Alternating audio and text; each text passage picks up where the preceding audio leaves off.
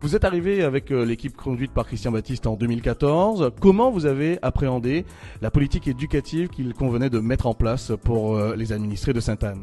Alors déjà, nous sommes arrivés avec un programme éducatif. L'éducation était la priorité de Monsieur le maire et de notre équipe.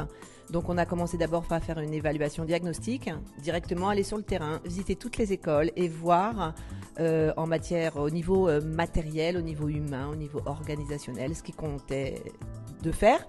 Et par conséquent, nous avons attaqué très rapidement l'écriture d'un projet éducatif territorial et planification de travaux sur les années à venir. Alors, quel est ce projet concrètement? Comment peut-on le traduire sur le territoire saint-annais?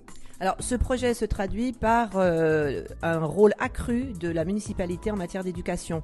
L'éducation nationale est l'acteur majeur, les familles sont un acteur majeur de l'éducation, et le troisième, c'est évidemment la municipalité à l'intérieur du temps scolaire et périscolaire. Et ça passe notamment par la prise en charge des enfants que nous avons effectué avec des nouveaux horaires depuis 2014 sur l'étape, ce qu'on a appelé les temps d'activité périscolaire. Et puis pour la rentrée, la rentrée 2018, les tables disparaissent.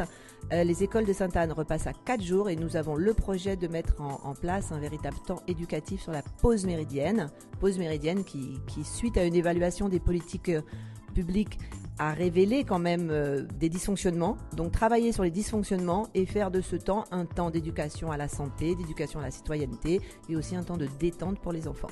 C'est la preuve là de l'implication concrète de l'équipe municipale dans la gestion de la politique éducative de la ville. Forcément, vous avez des projets, vous avez des ambitions pour cette politique éducative. D'ici à 2020, quels sont les grands chantiers sur lesquels l'équipe municipale a envie de s'atteler?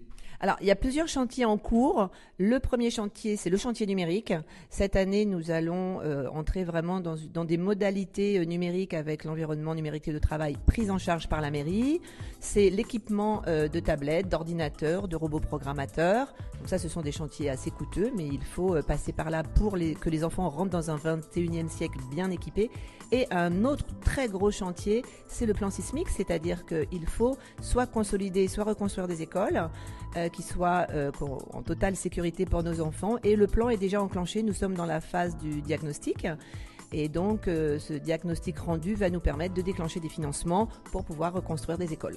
Si vous deviez résumer cette politique, cette action en faveur des administrés de Sainte-Anne et singulièrement de sa jeunesse, ce serait quoi? De dire qu'il y a une politique qui prend en compte l'enfant sainte-annais de la petite enfance jusqu'à ce qu'il soit au lycée, qu'il parte faire ses études? Exactement, de la petite enfance, oui, puisque nous avons une crèche municipale. Il faut noter que nous sommes une des rares communes à avoir encore une crèche municipale.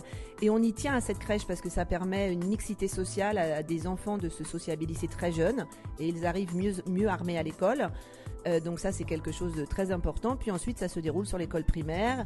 Sur le collège aussi, nous avons quelques partenariats. Évidemment moins sur le lycée et ensuite.